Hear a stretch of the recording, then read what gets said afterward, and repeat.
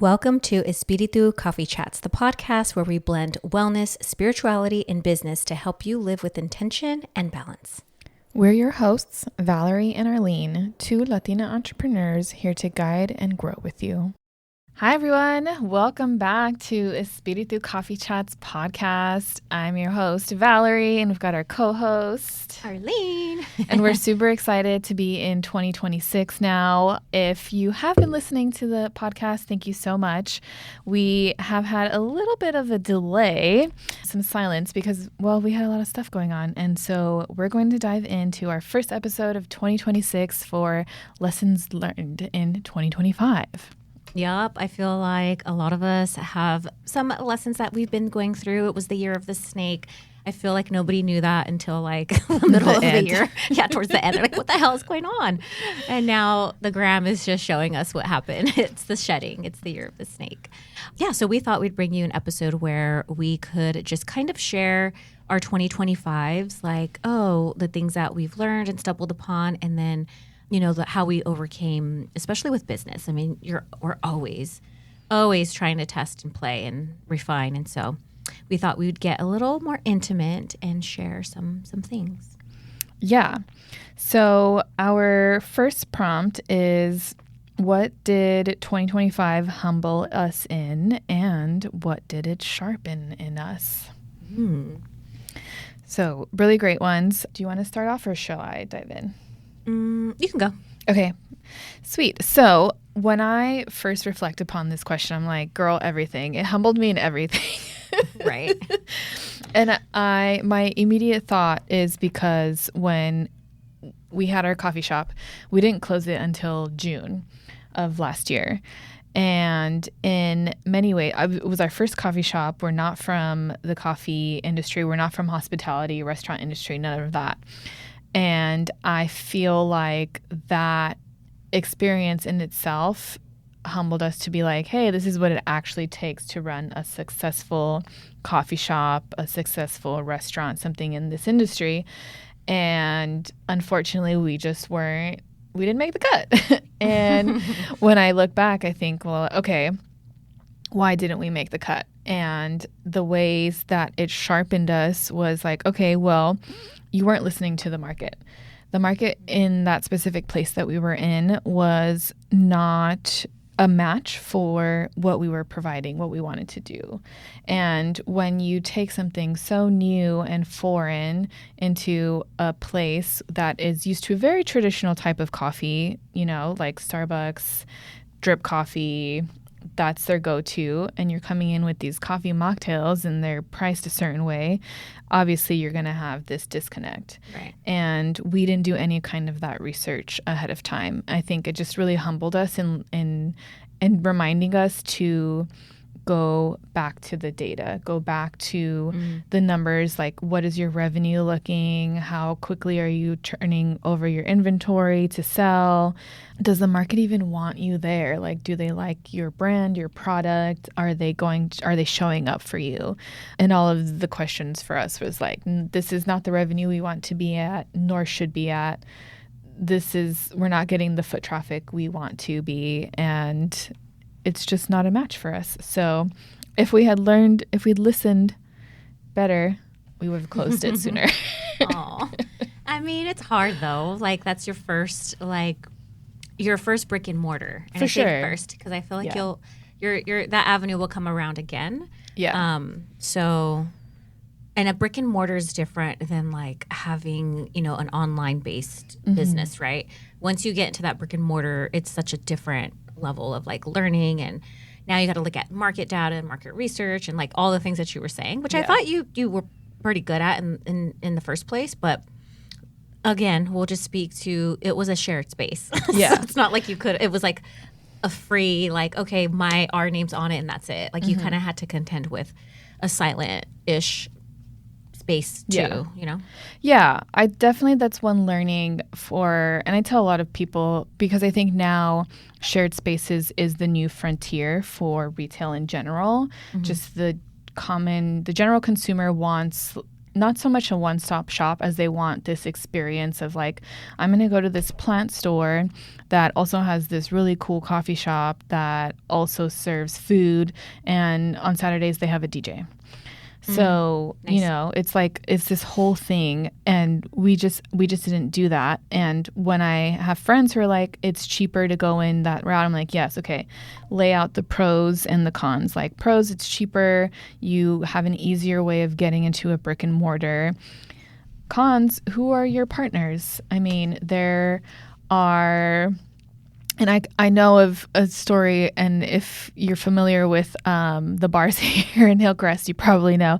But like when you bring in outside partners, whether you're starting the shared space together or you're going into a shared space, you really have to know who you're partnering with, because your visions could be totally different. Your missions could be totally different. Maybe there's no overlap in the audience you're serving, or just maybe your partner's not who you thought it was going to be, and they turn out to kick you out of the business or whatever. Like, it happens all the time. But I think when you come in informed and you listen to the data, to the patterns in what's already there, then you take out the emotional side of it. And I think we were a little bit too emotional and not as much pragmatic as we should have been.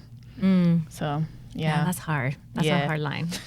Yeah, I'm like, I got too emotional. I spent so much money. I know, I'm a Pisces, emotional. Oh my God, no, but yeah, strategy, I think. So sounds like what you're saying is your lesson. Yes. Was, strategy behind it all.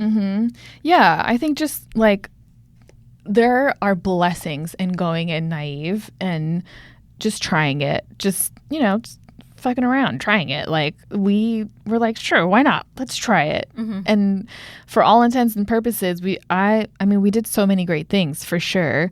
And I don't want to detract from that. But as like a business, I'm like, oh, well, it didn't work. So it wasn't successful. Done. Right.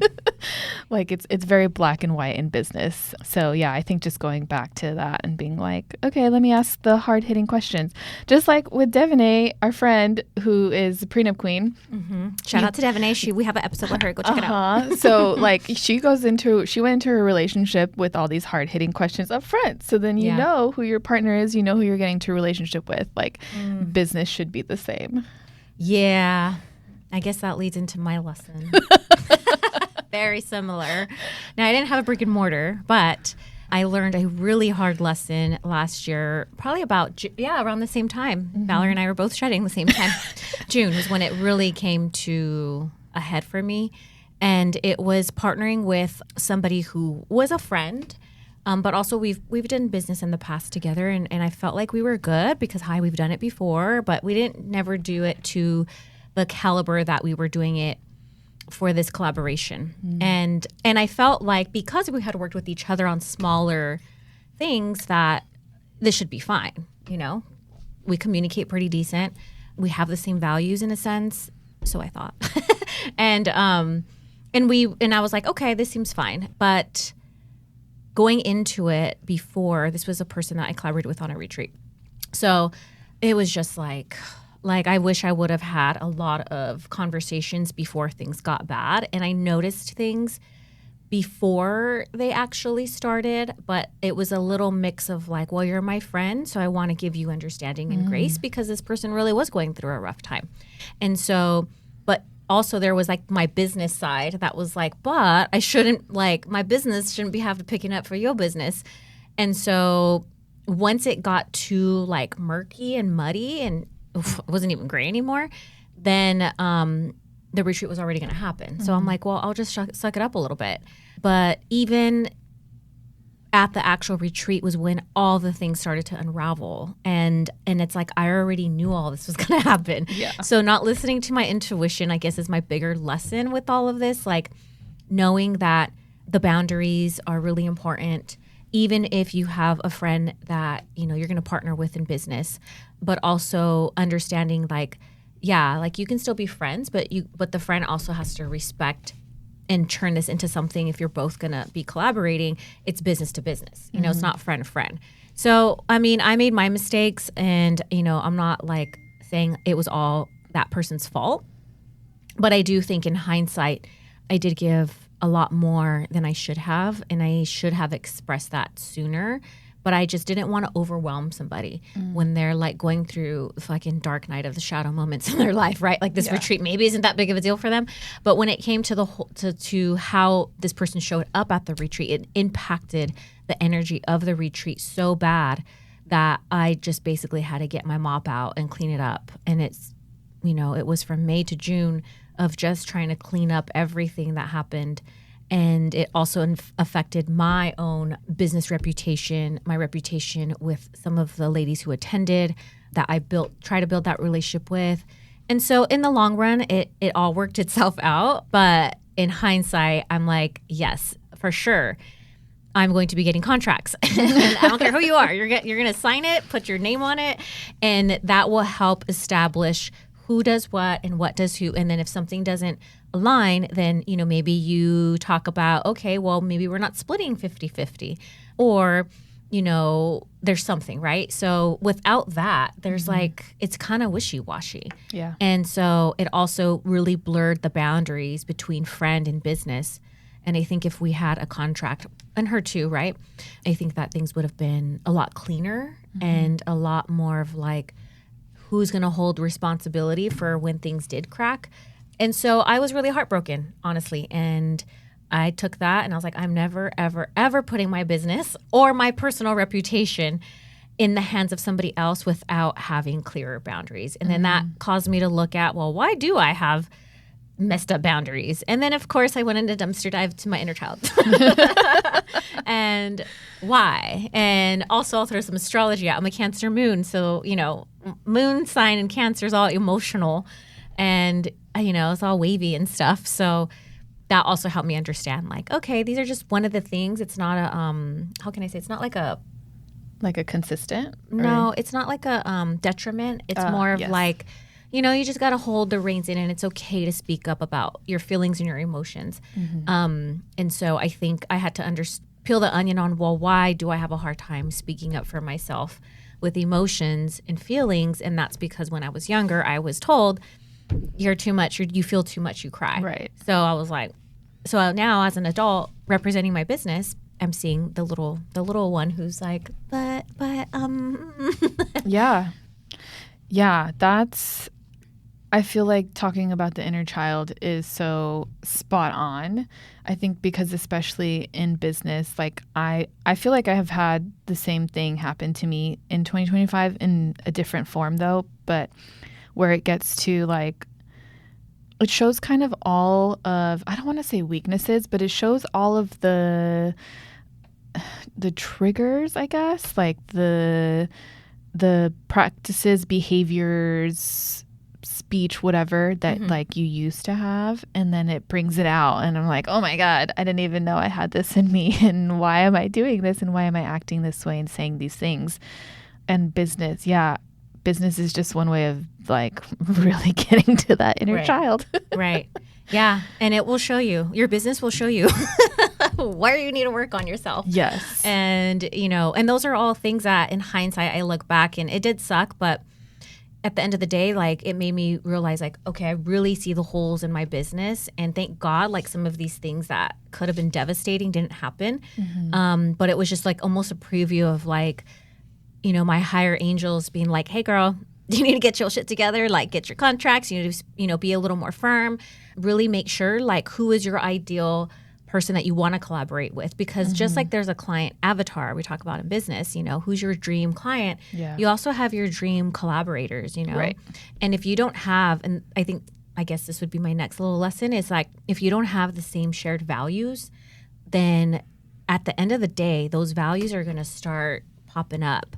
And they're going to the scales are going to want to be weighed. And so it's better if you have somebody who has the same core values as you, because then, you can support the scales when they start to be tilted one way or the other. And you're not going to one extreme where somebody's totally opposite and you're over here on one end and they're on the other. So I guess that would be another thing, like really like building your dream collaborators.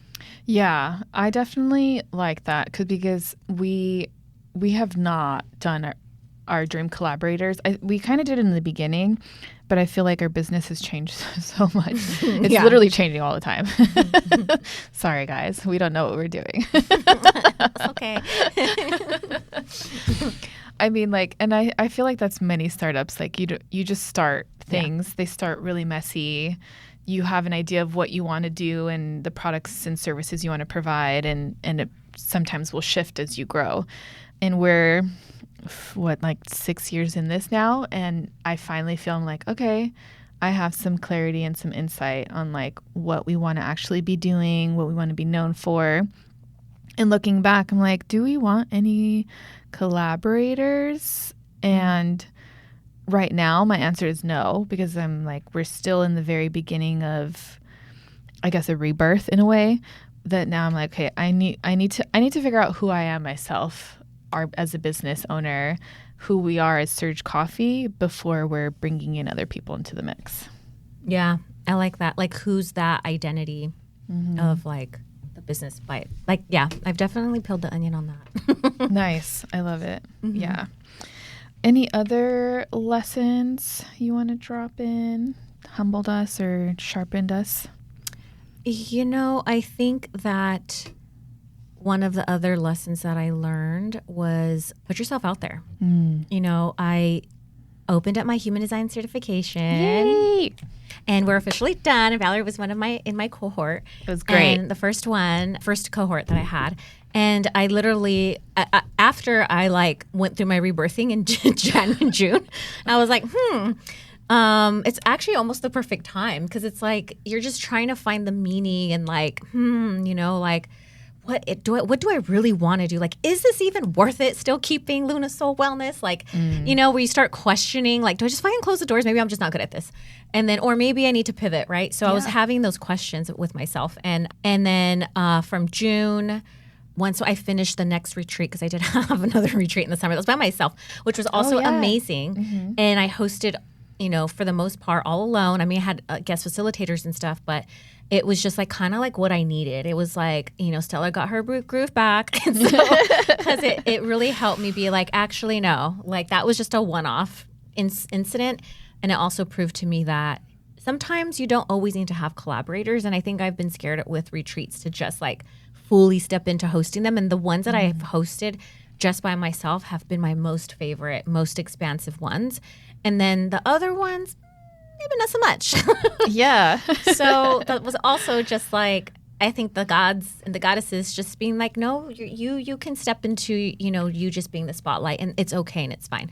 But I think that also leads me to starting the human design certification, because I literally willy-nilly'd it. Like I knew I've always wanted to do. I had the idea. I had the vision. I've been having it for like 3 years. But it also was just like, but if I sit here and overanalyze it anymore, it's not going to happen. And so literally like starting it from scratch, like just knowing this is what I want to do, and then sitting down with lovely chat GPT and having those like, okay, like what is this? What does this even look like? Yeah. And then finally, you know, it started in October, but I didn't really officially start like putting 2 feet to the ground with it, where I started marketing it and all that stuff in like August, maybe late August. So it wasn't even like, you know, people always tell you like you need to launch like 6 months ahead of time and blah, blah, blah. I'm like, no, girl, you could do it in 8 weeks. 8 weeks. Just don't think about it. And I literally was like, you know what? And I think this was the energy and the bigger lesson that I learned is that I was like, you know what? Even if nobody shows up, I'm still going to show up. I'm still going to record these lessons. I'm still going to do it. And I hope that I get at least 8 to 10 girlies that join. And within that time, sure enough, I hit my goal.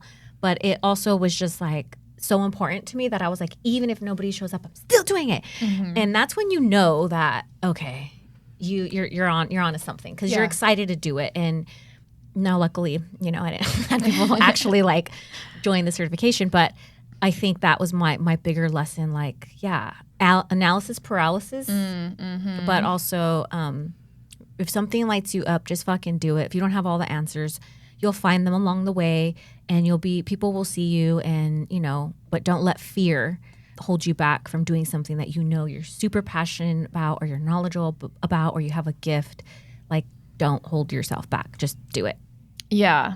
I definitely agree about that fear thing and like not letting that hold you back, because I think in 2025 I was playing out a lot from fear. And it stunted my growth entirely. We did not grow in 2025. It was definitely a lot of shedding. And now looking back clearer, I'm like, oh, I fucked up there. I should have just done it. Instead of being like getting stuck in the analysis paralysis. I'm like, I'm learning all of these things. I'm taking in all of this knowledge, but then I'm not actually implementing or doing anything with it. Yeah. So don't get stuck in the fear. We should do a Fear Gates episode in human design. Ooh, we should. Okay. This is my favorite Gates. Okay. I Next one. Set it here. Okay. So jumping into the next question for our episode, what actually made you money in 2025? Probably my two biggest projects, were the retreats and then the human design program. Nice. As far as maybe like passive, or what's that called? Like reoccurring revenue. Oh, yes. Payment plans and stuff.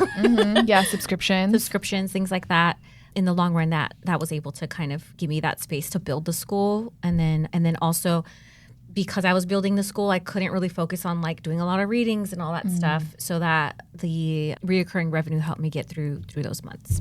Nice. So, yeah, ours was definitely the catering aspect over the brick and mortar. Yeah, I just think in this new age, like people want the flexibility of being wherever and having the same experience of a coffee shop for them. Right.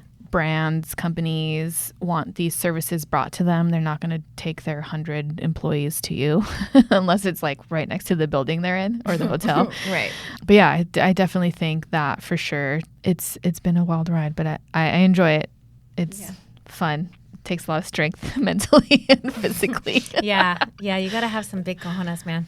Well, we probably have time for one more question. Yes, I forgot what our last question was. Okay, so our last question is, if we were starting over in 2026 with what we know now, what would we do differently? I mean, I think I already said it. I would have been a little more firm in speaking up. Listening to my intuition is probably like the biggest lesson. I think it's my human design authority, so I have a pretty strong one.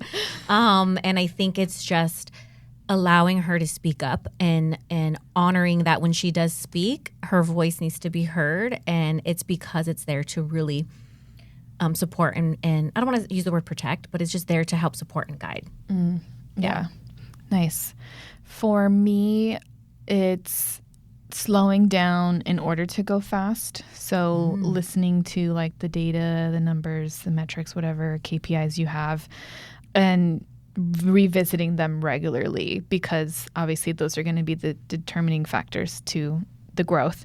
And the other one that I actually did not talk about in any of the previous questions, but to pour into yourself first, because you can't run a business from an empty cup, right? You can't run a business if you're not sleeping well, if you're skipping every meal of the day until dinner.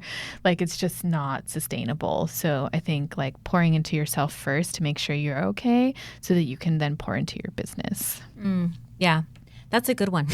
Yeah. It's kind of important. Not just in business, but I think in life too. Like, we all have family, friends, whatever, but we can't show up for other people if we're not showing up for ourselves. So yeah. When you fill your cup up, you fill your heart up. What a great way to end the episode. I love it. So if you guys have any lessons learned, anything that humbled you that you'd like to share, leave a comment for us on Instagram, send us an email, however you want to get in contact with us, and we'll have a little chat. Yeah, we'll have a little chat. Until next time, friends. Bye. Bye. Thank you for joining us on this episode of Espiritu Coffee Chats. We hope you enjoyed our conversation and found a little inspiration to take with you. If you loved what you heard, don't forget to subscribe, rate, and leave a review on your favorite podcast platform. And stay connected with us on social media for updates, behind-the-scenes content, and more. Until next time, keep the spirit alive and the coffee brewing. Cheers!